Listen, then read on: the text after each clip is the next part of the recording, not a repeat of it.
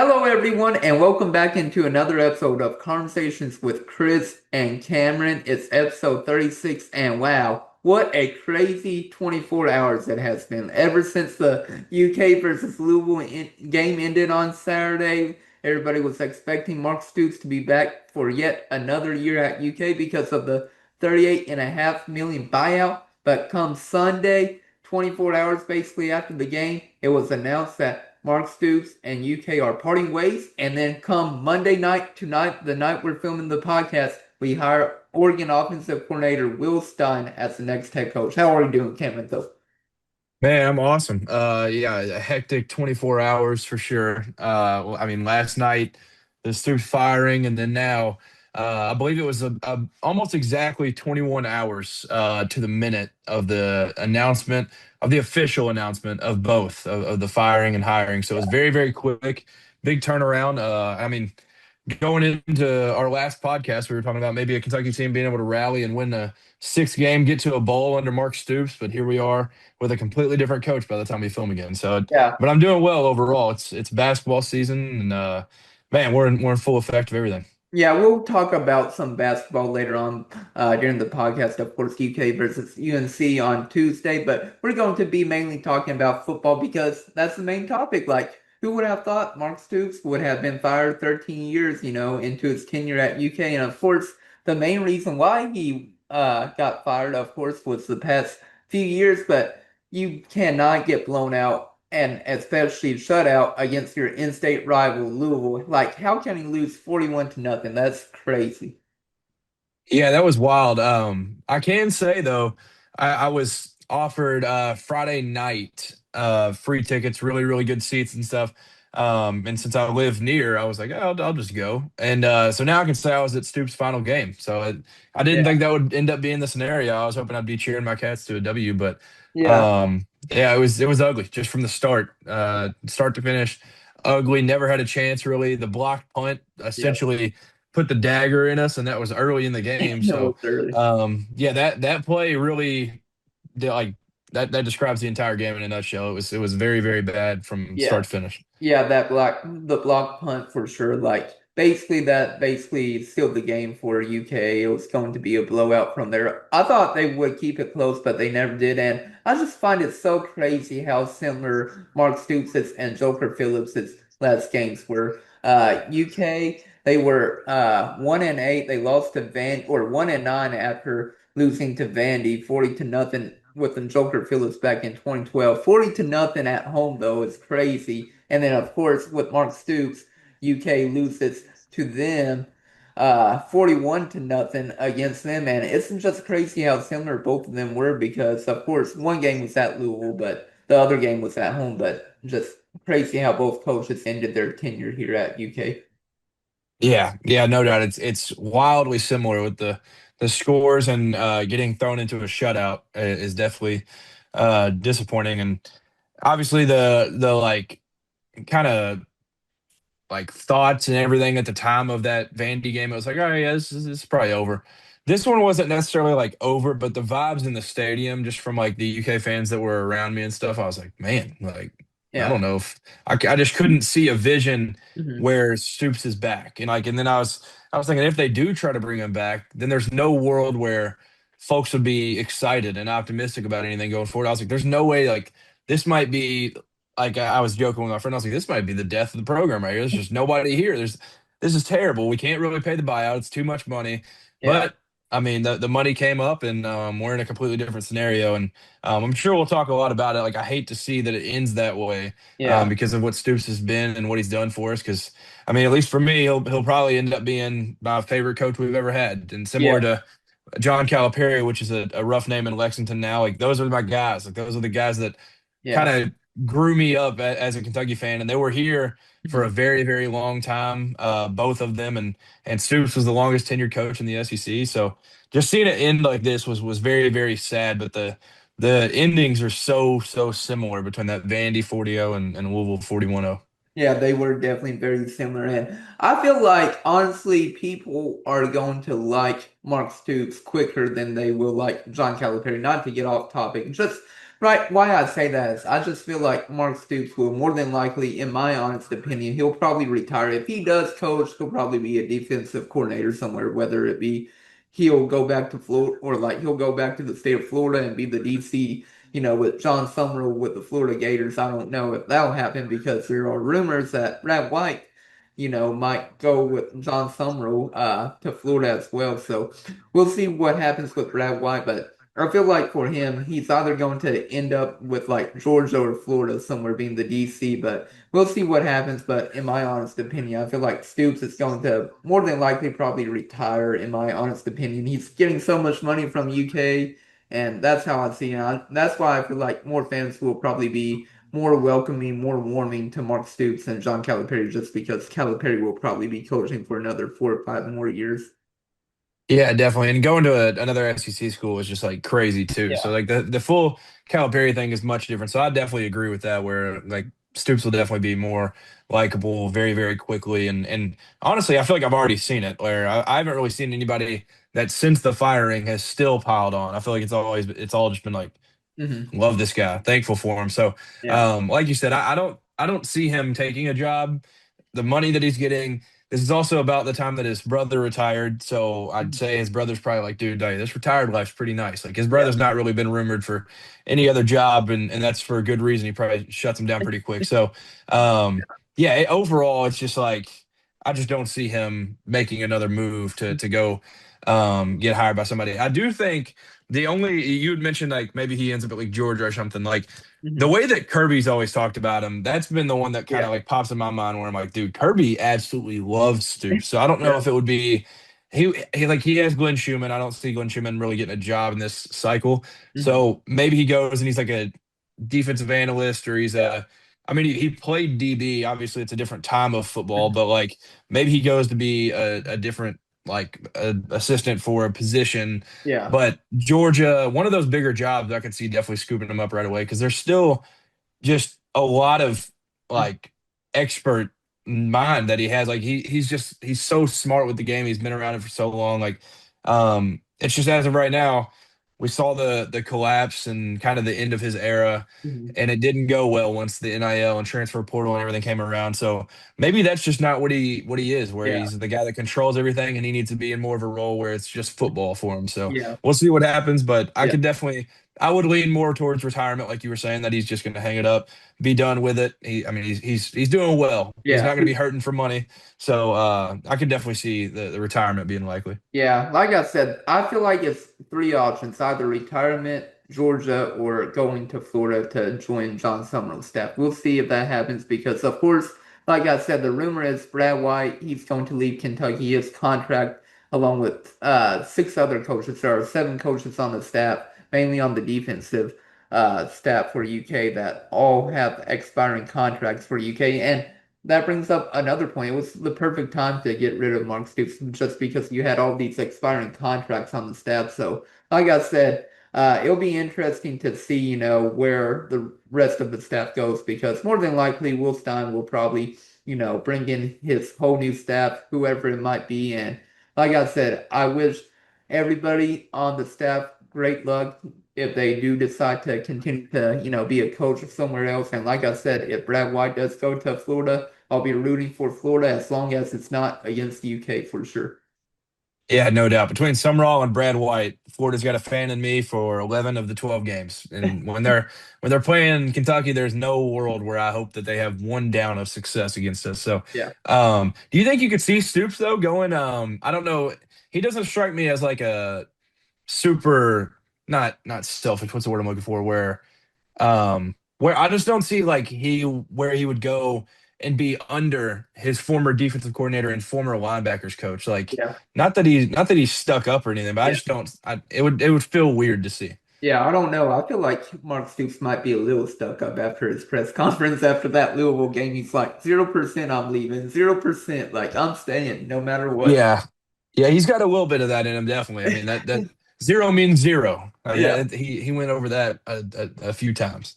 Yeah, and I really think it was basically that comment. I think he was basically begging to UK, maybe not begging, but maybe forcing UK's hand saying, hey, if you want to fire me right now because I'm saying there's no way that I'm leaving this university if I'm not getting paid, basically. Yeah, yeah, I could definitely see that, and um, I mean, he was firm on it. That's for sure. He said zero like 20 times in that one off that one question. So, I could definitely see that world where his agent's like, "Hey, don't budge at all." Jimmy Sexton's a genius. There's a reason why he's like signed by all these top guys. So I could definitely see that where he's like, just go in there, use the word zero a million times. You're not leaving. You'll never leave. There's no chance you ever walk away. Just be like that. So I could Yeah, see that for sure, and it ended up working out for him. But I mean, the way that he restructured it all, I mean, it worked out for us as well. yeah, So it's a yeah. win-win. Like I said, the big thing for UK is they don't have to pay the $38.5 million within 60 days. So that's a plus for UK. And I really think probably Mark Stoops also did it because of tax implications too. Like I've been reading, of course, online that, Mark Stoops would get actually more money in the long run if he actually split up his money, like, get paid $9 million a year instead of getting the 38.5 million upfront. So if Mark Stoops and Jimmy Sexton talked about that, then way to go for them where, Mark Stoops is going to get more money in the long run than getting it straight up.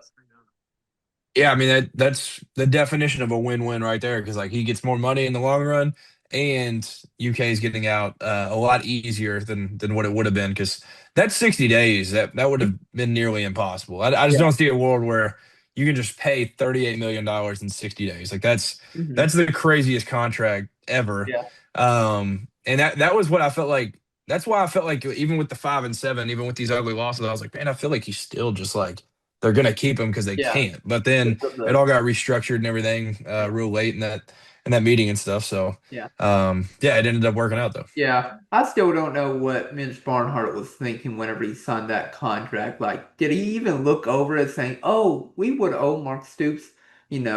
Of course, this was back in 2022, whatever it was back in 2022. If we had to fire him after that year, we would owe him like $50 million, let's say, back then, within 60 days. I still don't know what was going on in his mind, though. Yeah, I have no idea, but that's why Jimmy Sexton's the best in the business. He sneaks those things in, and I mean that's the reason he ends up doing that. So, like you said, I don't really know what Mitch Barnhart was doing, and similar to the Cal thing, the Cal one makes a little bit more sense because it was Yeah. at that time where he was threatening to leave and all that stuff. But like this one, it's just like, all right, man, like what was going through your mind, and you didn't read between all the lines or something. I don't know, but Yeah. we're out of it, so that's good, Yeah, we're and I out. don't think. I don't think Mitch will be around for the next contract extension, so that's positive. That's Yeah. definitely good for us. Yeah, you're right about that. And we'll talk a little bit more, but this one fan tweeted at me. He said, "Two of the three Kentucky games I've ever been to have resulted in a coach firing. Maybe it's me." And that's crazy to think about because he was, of course, at the Joker Phillips game and then he was at the Mark Stoops game. And the Joker Phillips game, he probably looked like he was probably like 8 or 9 in that pig, and now he's probably like our age, 25 or something like that. But that's hard to believe that this guy, he's been to three Kentucky football games and two firings afterwards. Gosh, I'm kind of curious what the third was because I feel like something had to have happened then. Yeah, I should follow him and send him a DM. Hey, his DMs are open, so I might shoot him a message and be like, "What was the third game that you went to? Like, was it UK versus Florida back in 2018 or back in 21, you know?" Yeah, and honestly, credit to him for the Vandy game because there was like 12 people in total at that game, so he Yeah. was one of a very exclusive club. Yeah, very exclusive club for sure. But let's talk about the hire, though, of Will Stein. Man, like I said, Will Stein was my number one hire. I know everybody wanted John Summerall. A lot of fans wanted him, but I wanted to go in a different direction, though. Like, I did not want to see another defensive-minded coach come in. Like, yes, Mark Stoops, he was very successful for 9 of his 13 years at UK, but it was time to have a different mind because I got tired of just low scoring offense, not scoring a lot, no passing game, and now you bring in now a head coach, but of course he was the Oregon offensive coordinator and somebody who is very offensive minded and loves to throw the ball, loves to have passing and everything with it. So I'm very excited with this Will Stein hire. Yes, yes, very excited. I do think overall, um, I do remember you always being like Will Stein, Will Stein. I think overall I was always Summerall just because of the ties where I was like, there was a lot of me that was just like, I don't want a dude that's just going to be here for a stepping stone. And like, maybe Will Stein does see this as a destination job, but like, that's what it felt like with Summerall was like, if you get him, he succeeds. He's not leaving. Like he's through and through. He played here, coached here, all that stuff. Maybe Will Stein sees it as that too, because he grew up a UK fan. There's all this stuff coming out of him at 12 years old, wearing UK stuff and going to Tubby Smith camps, all this different stuff. But I now that the Summerall thing happened, and I was like, I was looking at both sides of the Brian Hartline, Will Stein. I was like, I don't really care between the two, but I am ecstatic Yeah. about getting one of these. I was like, this is going to be awesome. And Uh-huh. now getting the Will Stein one, like, yes, I am a sunshine pumper, but the second we hired him, I was like, oh my gosh! Like I started looking up like Will Stein stuff right away. I was like, dude, here Yeah. we go. We're gonna go crazy. So, yeah, it's gonna be awesome. It's gonna be fun. First head coaching job for him, Mhm. but we got on him while it's fresh and while he's not. I mean, a lot of these jobs, like we've talked about on the podcast before, a lot of the best coaches in America were coordinators right before they became head coaches. They hadn't been coaches before. So if you look around, Kirby Smart, DC at Alabama, goes to Georgia. Dan Lanning, DC at Georgia, goes to Oregon. Like there's a lot of them around the country. I mean, Ryan Day was the OC before he became head coach. Like it's been a Yeah. great sample size over the last 10, 15 years that these coordinators that have been like, groomed and raised up under good head coaches end up Mhm. taking over programs and they succeed immediately. Like Yeah. they've been the proven success. Now, all these other SEC jobs where John Summerall goes to Florida, Ryan Silverfield to Arkansas, and all the guys that got hired across the conference, like they were all just G5 coaches. Not saying they're Yeah. not going to succeed, but those haven't proven to bode well. So Mhm. the coordinators have, and I think if you look across the country, you talk to unbiased college football media members, we just got the best coordinator, best Mhm. offensive coordinator in all of the sports. So Yeah. you've got to be ecstatic Yeah. with what we've got, and there's nothing but positivity going forward. I agree, Annie. You want to hear a crazy stat? What's that? Since Mitch Barnhart has taken over as the UKAD, he has never hired a head coach. Like, of course, Rich Brooks was a head coach at previous times, but before, Brooks became the UK football head coach, he was the Atlanta Falcons defensive coordinator. But, throughout the whole time Mitch Barnhart has been here, he's never previously hired a head coach. Like, they were a head coach and then they became a head coach here. Huh. That is pretty interesting. And I feel Yeah. like at Kentucky, I feel like that's probably the way to go. Unless you're taking a big time stab at like a D2 head coach, not all the way D2, but lower D1 and stuff that like they've proven to win, but big schools are a little hesitant. Like I feel like Kentucky's the type of job to do that. And with a guy like Will Stein, where I think if you don't if he's not hired this year, next year teams are going crazy over him Yeah. and foaming at the mouth to get him. So Mhm. getting him this year is phenomenal, and I'm very, very excited about it. Yeah, and like I said, I'll go through his hirings real quick, but he hired Rich Brooks. He was the defensive coordinator with the Falcons before UK. Of course, he was the head coach before then, but you get my point. Then he hired Joker Phillips, promoted to assistant after Brooks, and then of course he hired Mark Stoops, who was the defensive coordinator at Florida State before coming to UK. Yeah, I mean it's not a I don't know. It's weird to like kind of put ourselves down in a way, but I feel like the coordinator role is definitely where we need to look. And obviously the Joker one didn't pan out, but Yeah, the the other Joker two, one. Rich Brooks, Mark Stoops, like those ones ended up working. So credit to Mitch on two of those three, but Yeah, the and one not it's so much. hard to believe he's been the AD for I think 23 years at UK, and he's only hired, four football coaches. Then again, if you hire usually four football head coaches in your tenure, you're going to get fired maybe well before you hire the fourth. More like two or three. If you're going on your third head coach, you're probably going to get fired as the AD. Just, putting it out there.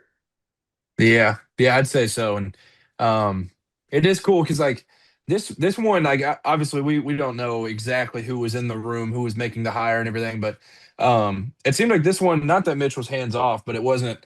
necessarily like his call, only his call, all this Yeah. stuff. Like Apparently, it was up to a lot of different people, and that's Mhm. partially because like Mitch won't be around a whole lot longer. He's going to Yeah. ride off into retirement and stuff too. But Mhm. I mean, credit to Mitch because he still is involved in all of this, and he still Mhm. makes technically the final say. Like if everybody's like all on the same page, he says no, then I mean that's similar to why it took so long to fire Stoops because he was the one that was on the fence. Everybody else was like, get Yep. rid of him, but he was the one on the fence. So credit to Mitch for making this hire and getting that committee and everything involved to get this done.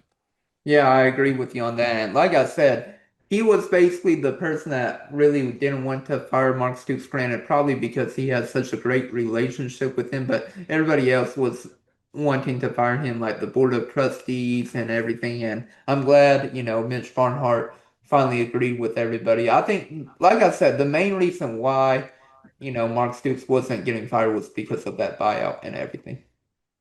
Yeah. Yeah, with no buyout, it would have been very, very easy. Yeah. Maybe even after last year, but like definitely this year, there would have been no meeting. It'd have been like, all right, yep, that's time. We'll just get rid of him. But now with that buyout, it was obviously pretty tough. And but they got it done overall. And no matter how long that meeting took, it took dang near the entire day, Sunday, it felt like, but it Yeah. got done. And a change was made. Yeah, but let's now get back to on track talking about Will Stein. But for Will Stein, he's had a long coaching career, not a head coach anywhere, but he went to Louisville. He played at Louisville at first.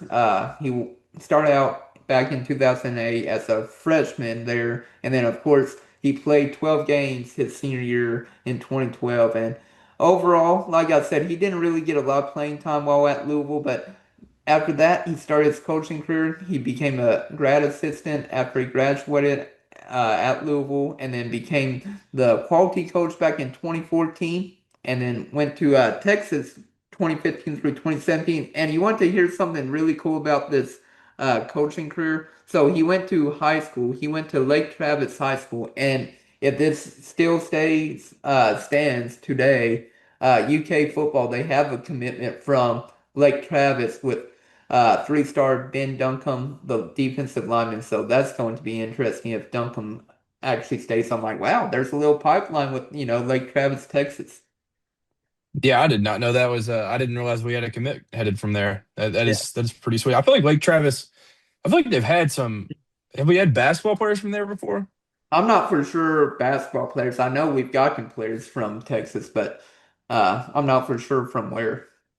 I feel like there's got to be one because the Lake Travis, even before looking into different like stuff about Will Stein and everything, I feel like I remember like seeing Lake Travis. I was like, hold on, we've got somebody from there. I don't remember who it was, but maybe we can find that out after the podcast and everything. We can Yeah. put it up. Yeah, do some research. But to continue his coaching career, he then went to UTSA. He started out as the wide receivers coach in 2020 through 2021.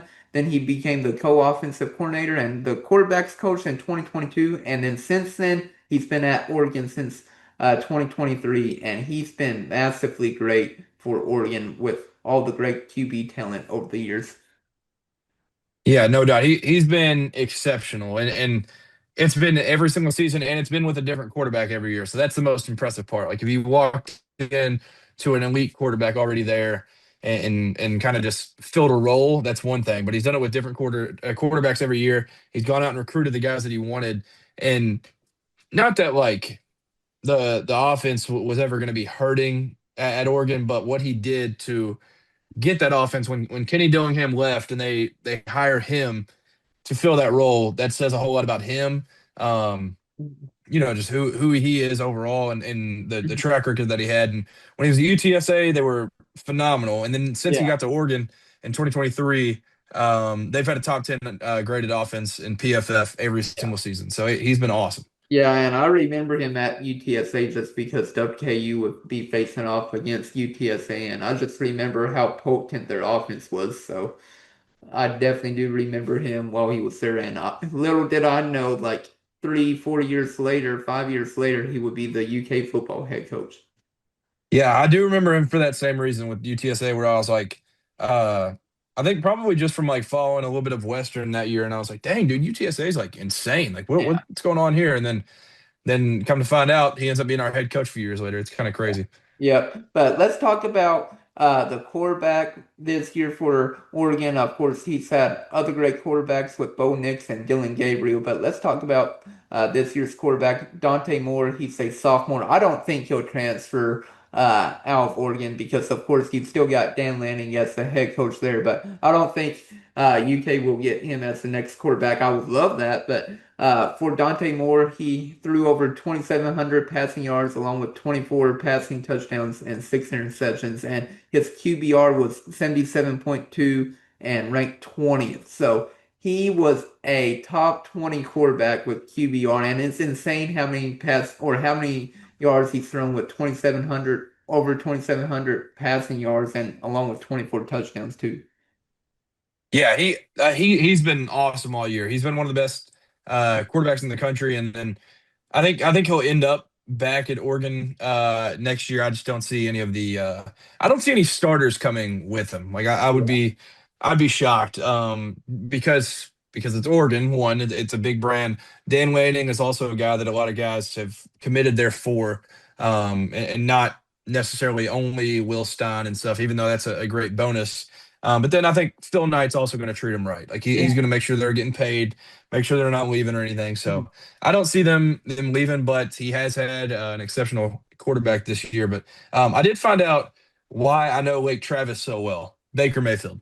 Baker Mayfield. Yeah, I feel like I've just seen so much of Baker Mayfield. I looked it up, and he's Lake Travis, like best athlete, Like, and they've had a few others, but Baker Mayfield's the reason. So not non-Kentucky. It's yeah. definitely not Kentucky. Yeah, maybe Ben Duncan becomes the next great player from there. Yeah, next Heisman winner from there. Next Heisman winner for sure. But yeah, Yeah. and let's start talking about, the other quarterbacks he's had. He also had, like I said earlier, Dante Moore in the 2024 season while at Oregon. He played in 14 games.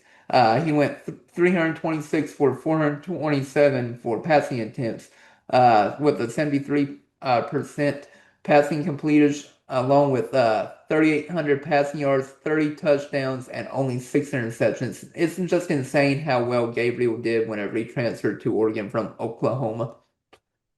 Yeah, and so the one thing, because I follow a lot of college football like outside of UK and stuff, and I know when Dylan Gabriel left Oklahoma, it was like, oh dang, that's one of the best QBs on the market. But I know. I was not wanting that him. what'd you say?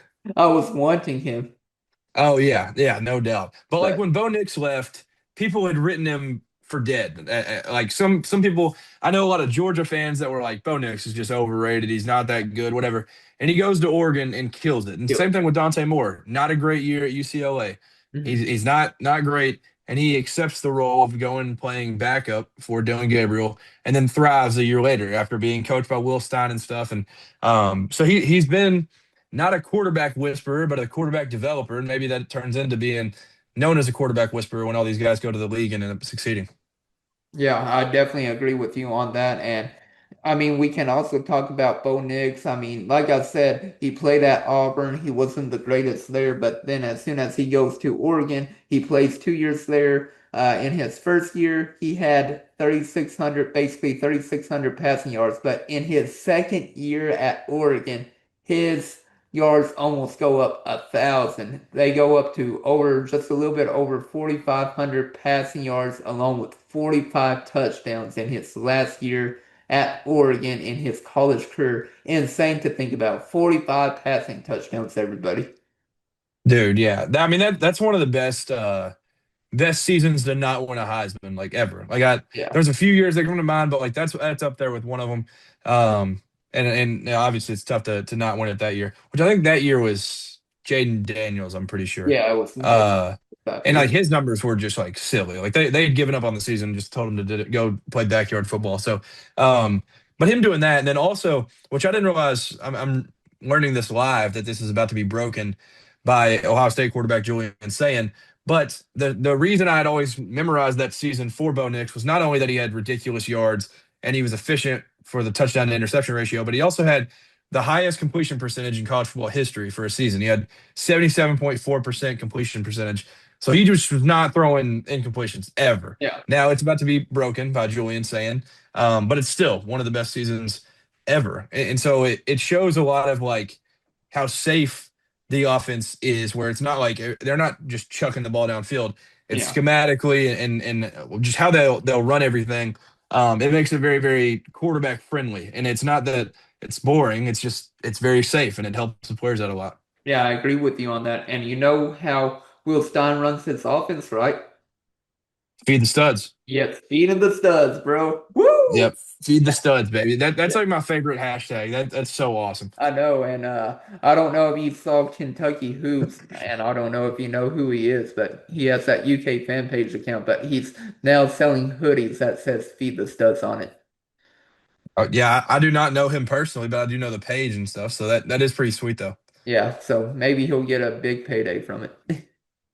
Yeah, yeah, maybe so. I mean, I feel like a lot of people are juiced about the hire, so Yeah. maybe he does get a decent little payday off of some of those. Yeah, me like it's going to be insane because like I said, everybody's been nervous over the years with UK's offense because of how bad it's been. But like I said, I would not be surprised if, like I said, I don't know if Cutter Bowley will, maintain being the starting quarterback next year. Who knows if, Will Stein brings in another quarterback, which I think UK should try to bring in another quarterback, have a little competition after the last two games with what happened with Cutter Bowley against Vanderbilt and Louisville. Of course, I wish Bowley the most success, but after seeing those last two games of the year, I'm like, what happened to Bowley? Yeah, he definitely wasn't quite the guy that we had seen all season. And I did just look up those hoodies. Those are pretty sweet with the feed the studs. Yeah, Um, but I do. This is not any official. Like there's nothing serious behind this. This is just a person I know with a connection to Cutter. But they had said before the hire was made, and obviously it was rumored for a while that Will Stein will maybe be the replacement, like all day. Um, but tonight the person I know had texted and talked about the hire and everything, and the person had responded said that Cutter might transfer, and so they yeah, said really, and they said he wants to start, I believe, and if the new coach doesn't see that or brings one in, then he knows that he'll be leaving. He wants to be in the best position to succeed and to follow his dream into the NFL. Um, and then they're talking about Matt Pontoski. Maybe he ends up yeah. signing early or something, and they play a freshman, like whatever. But there's a chance that Cutter could transfer. And now, Wow. overall, as a UK fan, now obviously that one needs to be taken with a grain of salt. Like it's not an official. That's just a Yeah. text that I received from somebody. So don't put too much weight into that. Anybody that's viewing, but obviously, I would like to see Cutter stay, succeed, thrive, be a great Yeah. NFL quarterback, and that's obviously the dream scenario and the best case scenario. But maybe it is a world where Stein comes in and he doesn't see Cutter as the fit for what he wants to do, and he wants to bring in his own guy, and you can't argue with that. You want to see the Yeah. guy get who he wants, bring in the guys that he wants, and just support him through all of that. Yeah, is that scoop or scuttlebutt though? Scuttlebutt, definitely, definitely. Far Scuttlebutt. from scoop, far from scoop. Yeah, far from scoop, but no, it would be insane though. Like I said, it would not surprise me if Cutter Bowley does not transfer, or if he does transfer. Like if Will Stein does bring in a different quarterback. Like I said, I do believe, Cutter Bowley does have a chance that he could transfer to a different program. Of course, I don't want him to necessarily transfer. Like you were saying, you just want him to grow, continue to thrive at UK and continue to get better. But like I said, the last two games with Louisville and Vandy, it showed that, maybe he's not ready to be the full-time starting quarterback. Of course, he was very impressive against Texas, Tennessee, Florida, like those few games this year, but he wasn't impressive overall. Like he struggled still against South Carolina, Georgia, Auburn because we only scored one touchdown that game. Like he struggled in like five games this year. It wasn't like he was all the way successful. He still had his struggles. Granted, he's only a redshirt freshman, and he has plenty of time to grow, but he did struggle at times being a redshirt freshman. Yeah, no doubt. He definitely, like you mentioned, it was definitely ups and downs. And it was, I mean, there were some very, very, very high highs. And I feel like it kind of started. I was trying to find the exact kind of. I feel like he looked good against Georgia, looked really good against Texas, really good against Tennessee, and then it dipped back down. And you could maybe make the argument Auburn, Florida, Vanderbilt, Louisville, like those are much better defenses than obviously Georgia's is good, but Mhm. Texas's wasn't up to what we thought it would be this year. Tennessee's was terrible. So those were his best games. So maybe you look back and you're like, all right, well, maybe he wasn't all that we thought he was. But maybe if he does return, maybe that ends up turning into a completely new and even better version of Cutter under Coach Stein. But we'll see. We'll see if he ends up transferring, and we'll know a lot soon because the portal opens and the signing day is very soon. Like there's gonna be a lot of movement coming up soon. Yeah, and signing day is actually on Wednesday, so that's coming up very soon. So we'll see how many players from the high school class will actually sign with UK come Wednesday. Yeah, I am excited about that. One of them, which I don't know if you reported this. I had tweeted this out like as soon as I had seen it, but Matt Ponatoski, where there was like reports coming out that once Stoops was fired, that Ponatoski was going to sign. What is it in February? Is the Yeah, late one? February. So he had said everybody was like, "Oh, he's going to sign in February. He's not to sign in December now." And he was like, "Well, I was never going to sign in December. It was Yeah, always going to be February." So that was one that I feel like maybe, hopefully, enough people saw it to where they could stop panicking about him, like maybe moving his date back because it was always going to be February. And I feel like with how much Stein wanted him and recruited him to Oregon, maybe yeah. that's a perfect match, and he ends up staying committed to Kentucky this whole time, anyways. Yeah, and hopefully he does stay committed to UK. And I didn't tweet out that he wasn't going to sign until February. I did tweet out that he told me individually that the plan is he's going to still stay committed to Kentucky. And this was, of course, before UK hired Will Stein and they were firing Mark Stoops. But he basically said, "I'm going to stay with Kentucky no matter what. That's the plan." Yeah, hey, that's what we're excited about, and obviously with the baseball aspect of it, Nick Mingione is fired up about that. So Yeah. I would like to see him come here and be a two-sport athlete and crush it here, though. Yeah, that would be insane if he does play two sports and he is very successful in both. Like, when's the last player you've heard that was successful in both sports with football and baseball or any two sport athlete recently? I would say Kyler Murray would be the last one that I can think of that was Tyler Murray, very yeah. successful, and then Baseball. maybe, huh? Yeah, baseball and football. Yeah, and then John Rice Plumlee, who was at Ole Miss for a little bit, played both there, and then went to UCF, played both. He was pretty successful. I don't think he got drafted in the MLB, but I think he made a couple NFL rosters and stuff. But Kyler, obviously, he Mm, he had a couple NFL contracts, won a Heisman, and was still drafted by the A's in the MLB. So probably then what was the last time. And yeah, Kyler was like a no doubt 5-star, one of the best high school athletes of all time. And yeah, not saying Matt Ponatoski is not, but I don't think he's yeah. like the 5-star number one recruit or anything. Yeah, wasn't also Patrick Mahomes too with baseball? Can't, I don't remember. Maybe he did play in college. I don't yeah, really remember. I remember him in football, obviously, but I don't yeah. remember. Yeah, I thought he got Uh, drafted maybe. I know Russell Wilson also got drafted in the MLB as well. yeah, he was Yankees. Okay, yeah, Patrick Mahomes. At least there's pictures of him in uniform, um, there. But other than that, I'm trying. Jameis Winston played both. I do know that. Yeah. I know he played both at Florida State. I'm trying to think who else, but I don't know. Well, Yeah. DJU, he played both. Not at DJ, Clemson, but he ended up getting drafted into the MLB. So that was what a yeah. wild time. Yeah, DJ Ukulele. Yeah. Yeah.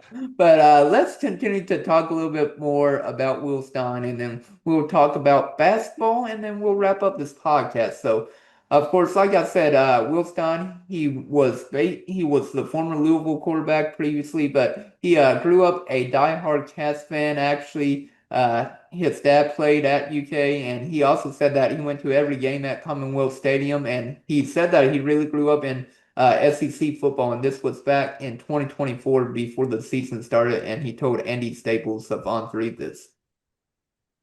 Okay, yeah, yeah. The whole like kind of overall media perspective of like after the hire, even like while the hire and all of that was going on, and the whole search was there. Just all the stuff coming out about him being like UK and being Kentucky through and through, and then you mentioned that he grew up a UK fan and his family's Kentucky fans and all this stuff. His dad played. There's all of that, and then now the picture tonight that came out Yeah, of him like 12 years old wearing a Kentucky shirt, like it's all full circle. And now the Louisville fans, it's funny to see their perspective because they're like, no, no, no, he's a card. Like he's not going to Kentucky and stuff. yeah, Now we're in the perspective of like now they're figuring out a way to cope and stuff. yeah, So it's fun though. You get a guy that grew up a fan. Um, and obviously you hate to see that he ended up going to college there, but Yeah. you don't have to hold that against him because he also just left them for the exact same role at Texas. So there's not too many ties to that city. Yeah, there's definitely not too many ties at all. But of course, he got replaced so at Louisville by none other than Teddy Bridgewater in 2011. Like Louisville had some insane quarterbacks whenever we were growing up, like Teddy Bridgewater, and then you have Lamar Jackson right after, like two great quarterbacks at Louisville. And it makes sense, like Bridgewater, is still in the NFL. He's the backup quarterback right now for the Tampa Bay Buccaneers.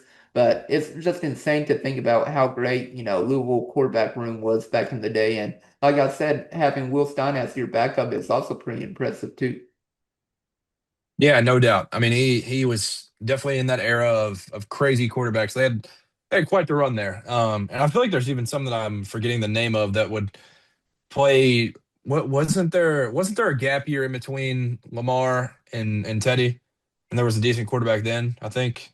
Maybe. I thought it went directly from maybe Lamar. I think Lamar was the backup at one point, and then I think Lamar got the like he came in during UK and then just whooped on UK because he was the backup at that time. Yeah, that does sound right. I do Yeah. remember he was the backup at some point, and then ended up coming in and beating us. But Yeah. yeah, nonetheless, they've had a quite the run of quarterbacks, and he was a mix of that when they had a whole lot of success. Yeah, for sure. And we're going to talk a little bit more about him being the offensive coordinator at UTSA in Oregon. So for at UTSA in 2022, they averaged 6.37 yards per play, and they ranked number 26 nationally, which is very impressive to do back in 2022. Their red zone touchdown percentage was 65.63% and ranked number 47 nationally. And those are pretty impressive numbers in the 2022 season at UTSA. And that's pretty impressive to do it there. And then, of course, you go to Oregon and you just become better offensively.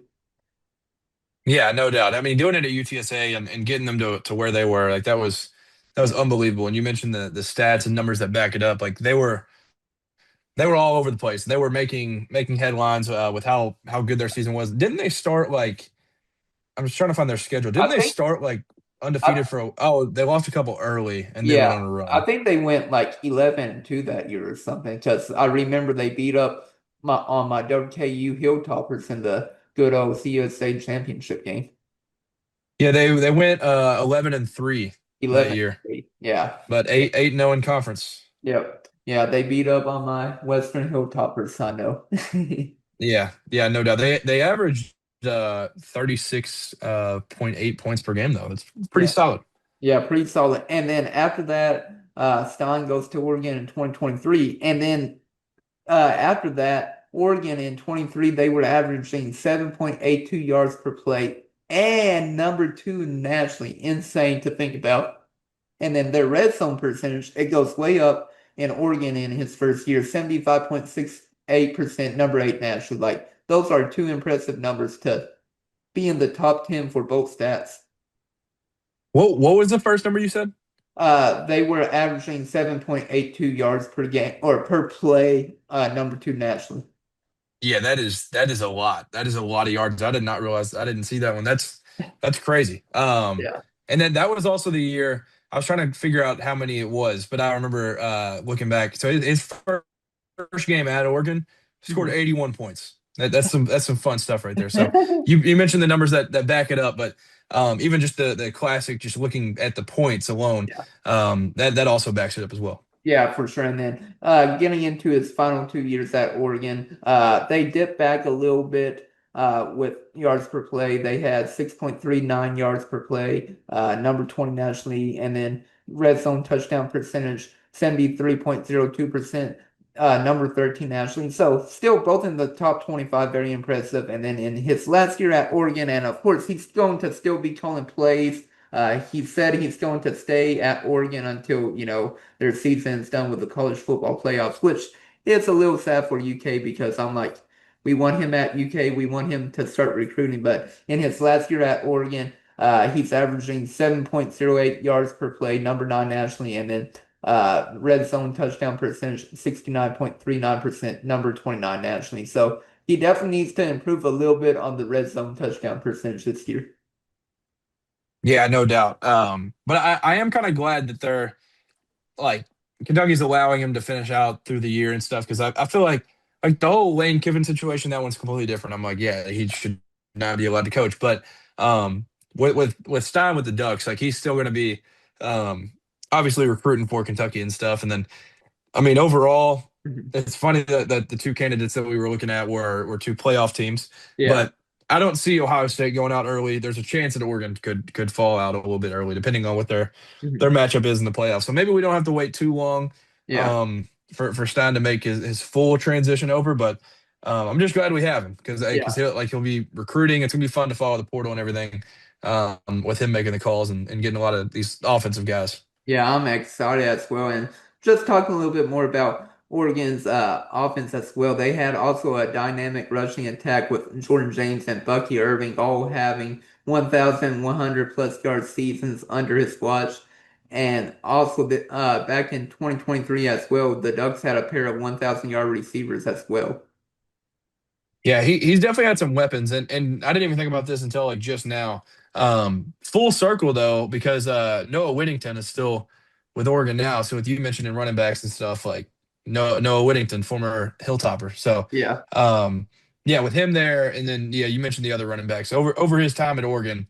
There's been some elite running backs Yeah. for his squad. Yeah, for sure. And like I said, I'm just very excited to see what he can do. UK has lost a recruitment just now. I just saw on my phone, UK, they just lost Garrett Witherington. So that's their first recruitment that they've lost since Mark Stoops has been fired.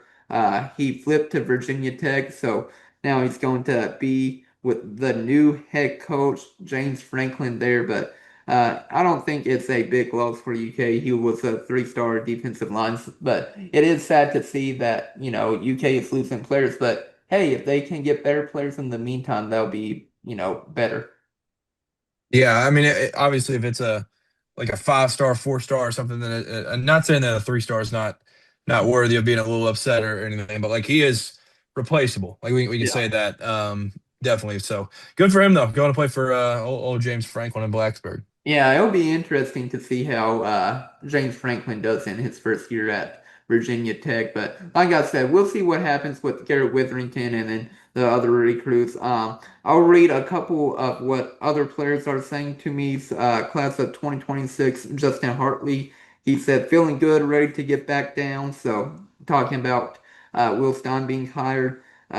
He committed to Kentucky, which, not a lot of people knew who he was because he wasn't really getting any offers from any big programs at all. So that was one with him. Ben Duncombe told me that he's feeling great. He used to coach at my high school. Say the connection I was telling you all about. But he said he coached at my high school, and my head coach is his great friend. So we talked about this earlier today, and he had great things to say, and he will get Kentucky rolling for sure. We love to hear that. And then the final player that reached out back out to me, class of 2027, three-star quarterback at this time, but he'll improve. DJ Hunter. He said, "I'm feeling good with the hire. I like the style of offense that he ran at Oregon, and I feel like he can bring a spark to Kentucky that it needs. And Kentucky definitely needs a spark right now." Yeah, no doubt. I mean, it's been a fun run with Coach Stoops, but like it is time for a spark and just some electric offense and putting up points and stuff because it's been something that has definitely been lacking for a while. And it's been fun. We've won a lot of games doing it the other way, playing defensive and playing slow and doing all that. But now with Coach Stein, all of it is in his hands, and I think we're gonna be able to put up a lot of points and have that spark like you were talking about. Yeah, I hear you. But do you have anything else that you want to cover before we get into talking some basketball, and then we can wrap this podcast up? We won't talk about basketball for too long, maybe like 10 minutes or so. Well, I do. I just want to ask, is this off the top of your head? So I don't really know if you have one thing in mind. What is your favorite moment from the Stoops era? Whether it's Favorite, one there, game or play or whatever it may be. there were so many great moments under Mark Stoops. Like of course, you defeat Florida back in 2018 for the first time in 30 plus years. Then you beat, them again in 2021 for the first time at home. But and then of course in 2016 you have that game where Steven Johnson and Kentucky they pull off the upset versus Louisville. Like there's so many great moments under the Mark Stoops era. But and of course you can't forget about the Citrus Bowl wins with 10-win seasons defeating Iowa and then also Penn State. Like great memories under Mark Stoops. But if I had to guess, like other than like let's take away the 10-win seasons, like those are great, phenomenal, like, really never have been done before with the UK football program. But I would have to say just defeating I'll go 2021 UK versus Florida just because it happened at home. Fans rushed the field and that was like the first time you defeated them at home in like 38 years, I believe, or something like that. It's been a long time, but I'll go with 2021 versus Florida. What about you? Yeah, no doubt. There's definitely a ton of good ones, and I mean, I kind of plugging myself here a little bit, but I did make like a full like edit last night, um, and I put a lot of those moments in it, and it was actually kind of sad to like look at it. I put like a little sad song with it and everything. So, if you haven't seen that, go check it out. It was a lot of fun memories in that, and I would say I was about to say the same one because like I was at the Florida game 2021, storm the field.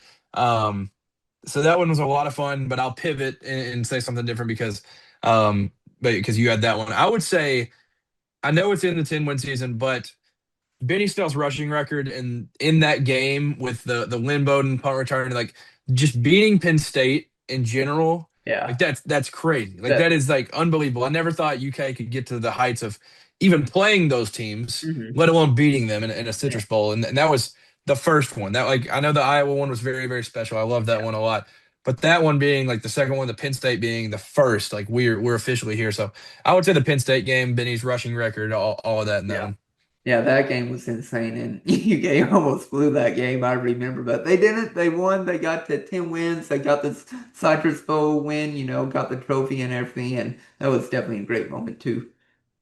Yeah, no doubt. That game was a whole lot of fun. I remember where I was and Yeah, all that stuff. So it was a yeah. great time. And then Mark Stoops says after the game, "We all know who is the real blue now," or something to that extent. Yeah, yeah, no doubt. And I mean that was awesome. That was still while Penn State was still running stuff too. They were still one of the best teams in the country every single year, and we had the opportunity to take them down in that one. It was fun. Yes, I definitely agree with you on that. And like I said, I feel like for Mark Stoops, he's a victim of his own success.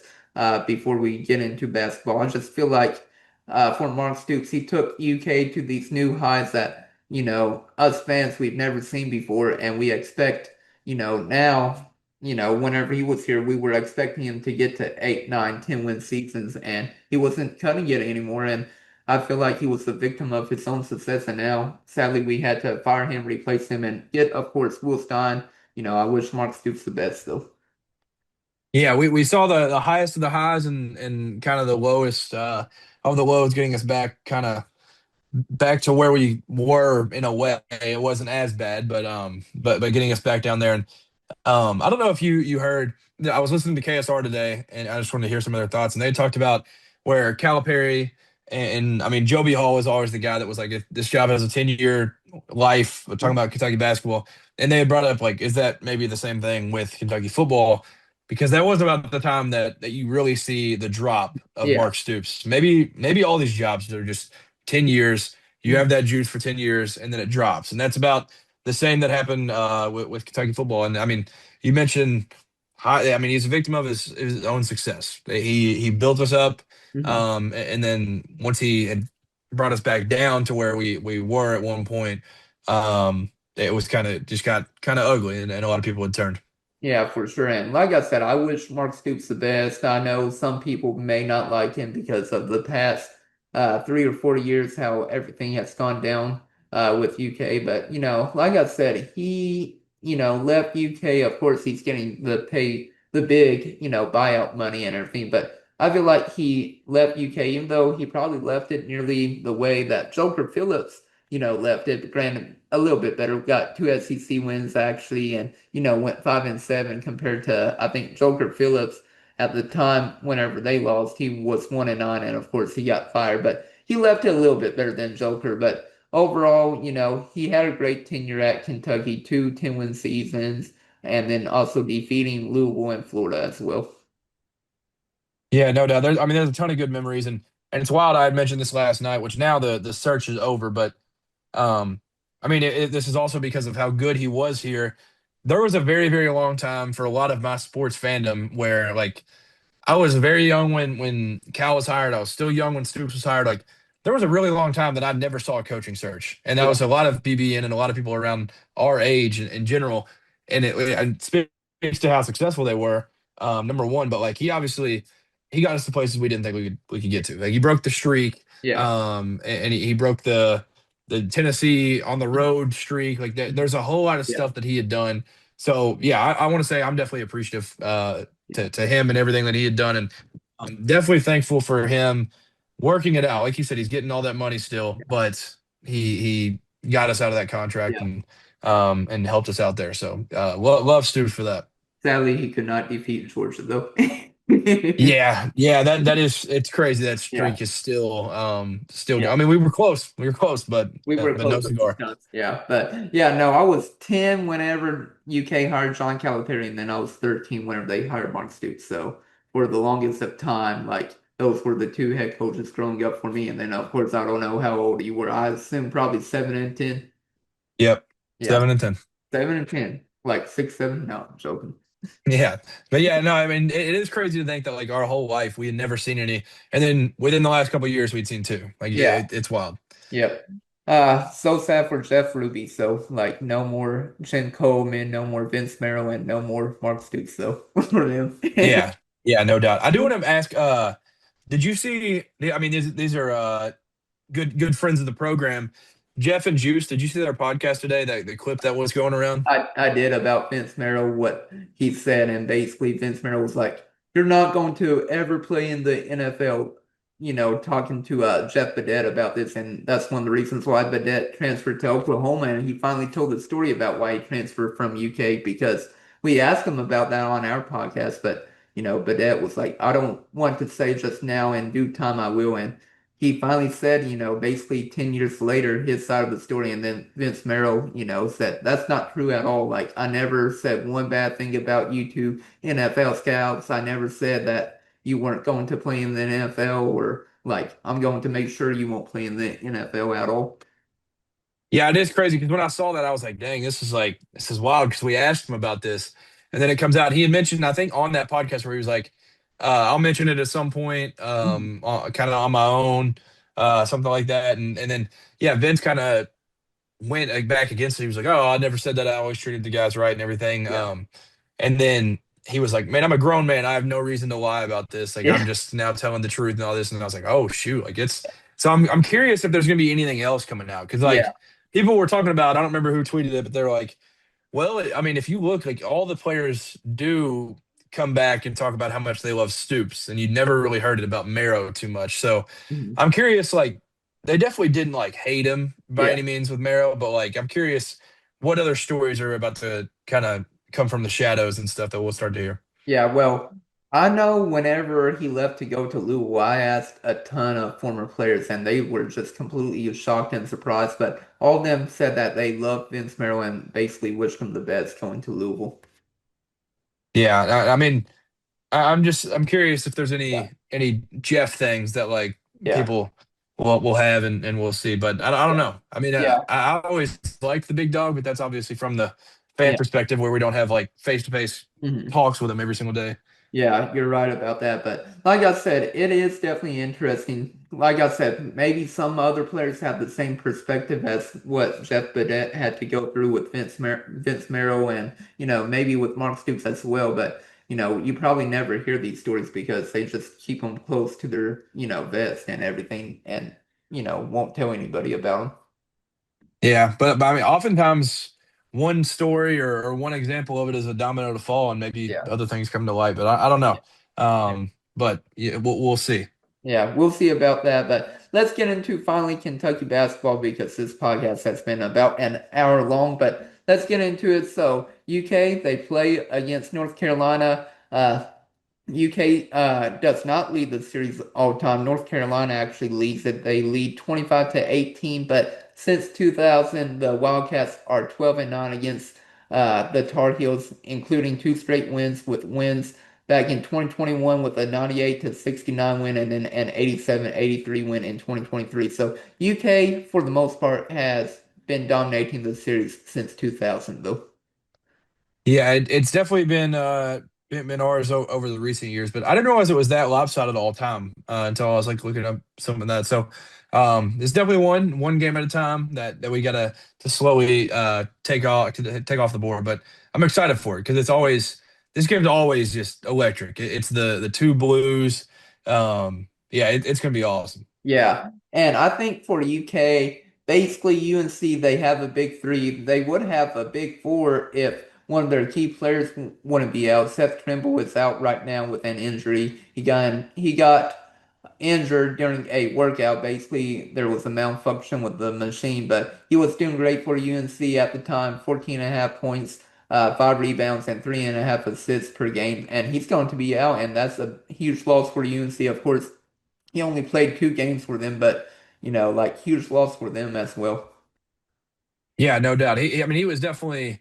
I've watched quite a few of their games so far, and I think it was the BYU exhibition that they had played. I was like, Seth Trimble is taking another leap, and he's going to be special. So like he's Caleb Wilson's obviously their best player, but Yeah, of outside of course. I him, agree. I was seeing kind of Seth Trimble grow into that role. And now, I Yeah, for mean, with sure. him out, it's been Henry Vasar and Yeah. some other guys stepping up. But Luca. without Seth Trimble, this team's completely different. Yeah, definitely for sure. And like you were talking about the two other players, they have three other players. With Caleb Wilson, of course, 6'10 freshman forward. UK really wanted him. Mark Stoops really wanted him at UK. Sadly, he ended up at UNC, but he's been averaging 19.9 points per game, along with 9.9 rebounds per game, along with uh, 1.7 steals and 1.3 blocks per game as well. And it's just crazy how well he's been, basically averaging a double-double for UNC. Yeah, that kid's been special, man. I remember the Thanksgiving game against Michigan State. That game started with like 30 Caleb Wilson dunks. It was Yeah, crazy. He's been awesome though. He took yeah, over in the game against Kansas, and honestly, I mean, this is in a complimentary way.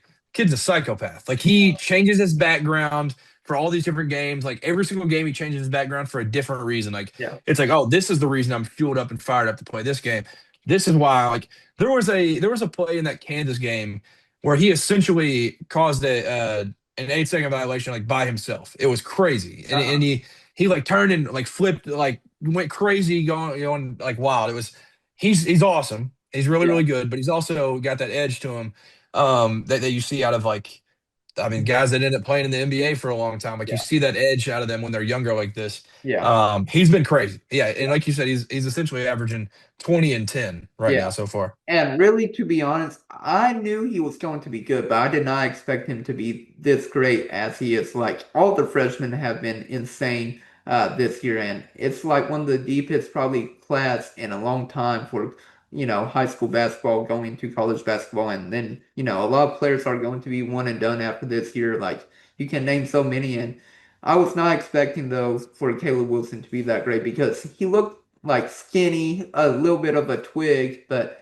like I said, he's proved me wrong with that. Like I was expecting him to probably be averaging like 12 or 13 points per game along with like 6 rebounds, but not 20 and 10. Yeah, no doubt. I did not expect him to be this good, for sure. He's exceeded my expectations for him.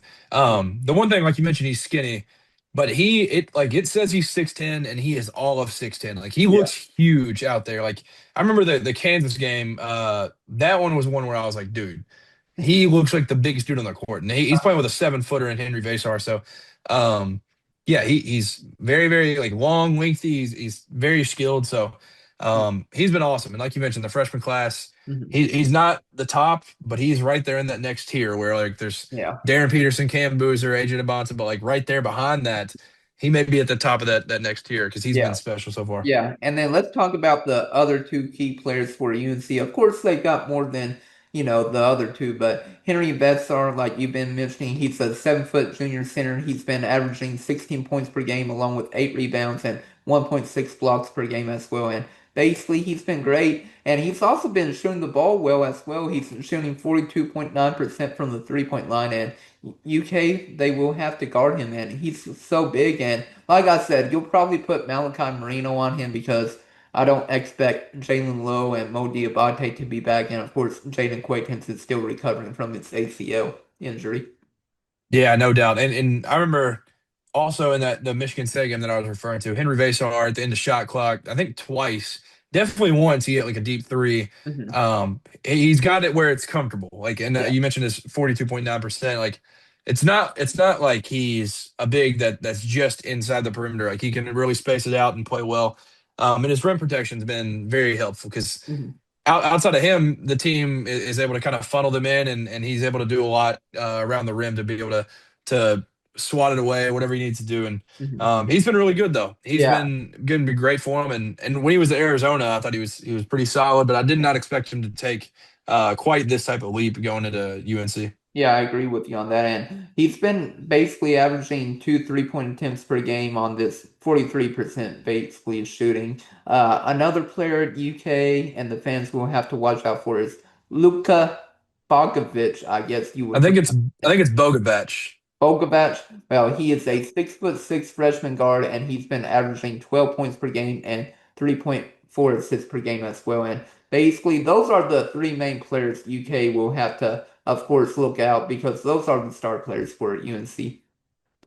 Yeah, no doubt. And the one that just because it's against UK, outside of those three, the one that I'm like, he's definitely just going to take some crazy step. Kyan Evans. He came from Colorado State, and he was like they're supposed to be point guard going into the year. He's Uh-huh. not been good so far. He hasn't really had he's had some moments where you're like, okay, this dude could be legit. He's definitely going to go off because it's Yeah. Kentucky. There's always one, and I feel like he's going to be the one, and he is like a true point. So I'm interested to see kind of what happens Yeah. with Kyan Evans with I mean it'd be Aberdeen on him Yeah. for this matchup. Yeah. I felt like you were going to say Derek Dixon for a second.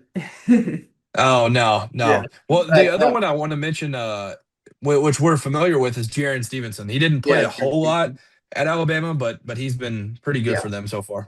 Yeah, I knew I recognized the name whenever I looked him up. But yeah, talking about a few other players for UNC, like you were mentioning, Jaron Stevenson, he's a 6'10" junior forward, and he's been averaging 8 points per game along with 4.4 rebounds per game. And he's going to be a dangerous face-up scorer against UK, and it'll be interesting to see how UK will guard him. Yeah, yeah, no doubt. He's definitely going to be a matchup thing because he's got the length and he can shoot it from outside. Yeah. So I'm excited to see what we end up doing against him, and Yeah. because they're not the deepest team in the world, but they have talent where they have guys that play.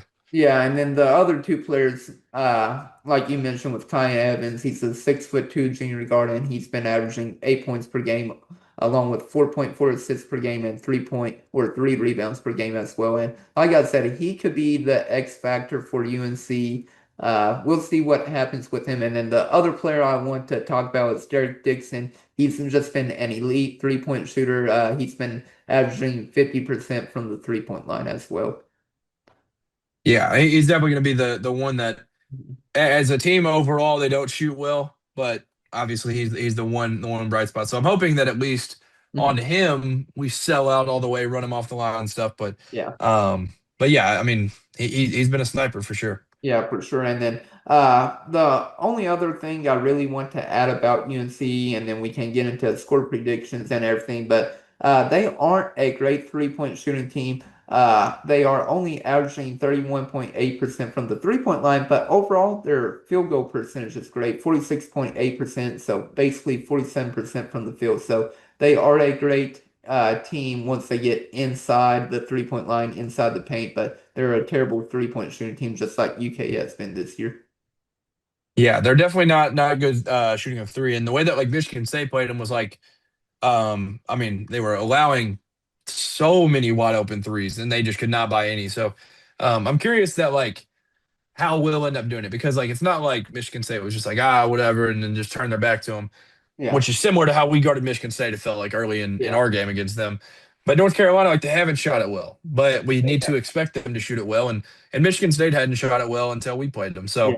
So we can't have a scenario like that where we allow a team that we think isn't going to be able to hit shots where we can't just like leave them wide open and let them rain threes all night. Yeah, I agree with you on that. And of course, Michigan State, they defeated UNC 74 to 58. So again, another game that wasn't close for the opponent, whether it be North Carolina or UK versus Michigan State. Yeah, yeah, no doubt. I mean, Michigan State controlled that it for probably 80% of that game. It was dominance for them. Yeah, and they do shoot 25.6 three-point attempts per game. So it's not like for UNC they aren't shooting a lot, but they are shooting a lot of threes, and getting over 25 is a lot. Yeah, no doubt. I mean, the Michigan State game, I was trying to look it up. They went 4 for 23 in that game, so they were still shooting them. Yeah. But hopefully, Mhm. hopefully the cold streak remains for them. Yeah, hopefully for sure. But you want to get into score predictions and all that? Yep, let's do it. All right. Well, I'll keep this in mind, everybody. So UK is still a 7.5 point favorites against North Carolina, even without probably Jalen Lowe and Mo Diabate playing for Kentucky, which I find that insane. Yeah, see, before I even knew the line, I saw the line today, but I think 2 days ago, 3 days ago, or something, I was talking with some buddies, and I was like, I would almost label this a must win. Yeah. Like this is you have to defend rough one.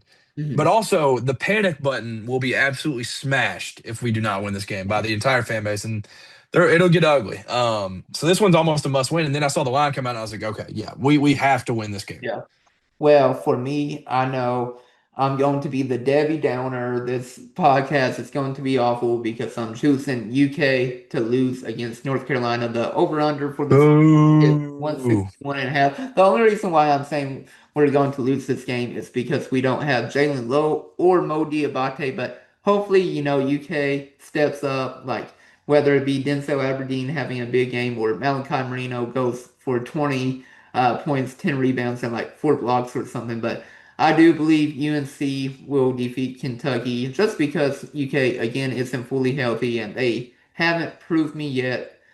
Because I predicted UK would defeat Louisville and also Michigan State, but that didn't happen. But I'll go with a score prediction of 88-83 UNC. They win by 5 points. UK keeps it close throughout, but UNC gets the win. Okay. Okay, I like that. But obviously the score prediction's all right, but the winner and loser, no bueno. No bueno. I got the Cats winning for sure. I feel like they defend rough and they take care of business, and this is one of those. Like I said, it's must win. Like you gotta come out and win this game. And I feel like this team's gonna have that firepower, even without Mo Diabate and Jalen Lowe, like you mentioned. Even though if they're close to back, but not all the way. Mhm. I do have the Cats winning in this one. I will go 85-73. Cats win and, Wow. and cover that spread a little bit. And a blowout too. Wow. Yeah, well, I think we're probably up like close to 10 or something, and like or maybe we're up like 7 or 8, Yeah. and then they end up fouling and we end up kind of putting up Yeah. more points and stuff and Mhm. covering late. Yeah. For me, I'm just in the prove it stage right now. Like prove that you can actually defeat a top tier team, and that's why I'm going with UNC to upset UK at Rupp Arena. Hopefully, I'm wrong though about this. Yeah, hey, you better be wrong, or this Yeah. fan base is gonna lose their mind. Yeah. Everybody will be on the fire Mark Pope train if we lose. Yeah, yeah, no doubt. Yeah, but hopefully I'm wrong and Cameron's right. UK blows out UNC. They win by double digits, like UK wins by double digits against UC or UNC. We'll see what happens though. Yeah, no. Did you say your MVP? I didn't catch it. Oh yeah, I forgot to do the MVP. We'll Okay. go with the MVP. I'll go with Malachi Marino. He's going to just have another big game where he gets a double-double. He proves that he can defend one of the best talents in all of college basketball with Caleb Wilson. And I think he and Wilson, they're going to go at it. But I say Marino, he's going to have a big game. Let's go with 15 points, 10 rebounds, and I'll go with 2 blocks too. Okay. Okay. I like that. I've been back and forth on a couple of mine, but I think just the way this lines up, I think as Trent Noah was growing up. He sees a couple of different games against North Carolina over the years, and he's like, you know what, this is pretty sweet. And then he finally gets the opportunity to play at Kentucky, and it took the coaching change and all that stuff. But now he has an opportunity to play Mhm. North Carolina, another team that was running it as he was growing up and all this stuff. And we played them throughout him growing up. I think he is the MVP. He steps up big time, helps us win this game, and hits six threes. It's gonna be an Really awesome game. He's insane. going to he's Tayshaun gonna Prince. he's gonna fill it up. Yes, Tayshaun Prince. Yeah, that's insane. Hopefully, he does that though. Like that would be insane. I mean, he did come alive in the last game. What was it, Loyola, Maryland, or was there another game after that? I'm blanking right now. Loyola Maryland was last, I'm pretty sure, Yeah, right? I'm blanking, but he did have No, that Tennessee Tech. Tennessee Tech. My bad. Yeah, Tennessee Tech. He had that big game though. Yes, he had 16 points. How many threes do you have? He had I think he had four. yeah, he was 4 or 5. He's hitting Yeah. six against UNC. Yeah, he's hitting six against UNC. Wow, that would be insane. But we'll see what happens. Hopefully, I'm wrong, and you're right. UK wins in a blowout. But for me, I'm in that prove it stage right now.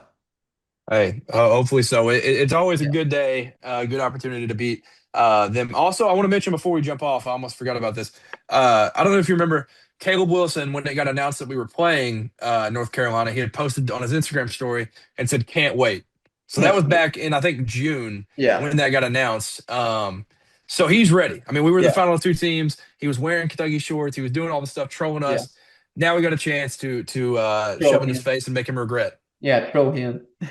Yes, no doubt. Yeah, but hopefully UK does win. Hopefully I'm wrong. You're right. But let's wrap this podcast up though for the night. We appreciate you all watching on YouTube. Of course, also listening on Apple Podcasts and Spotify. But this is Chris Beesmore and And Cameron Waddle. signing out. Have a great night, everybody.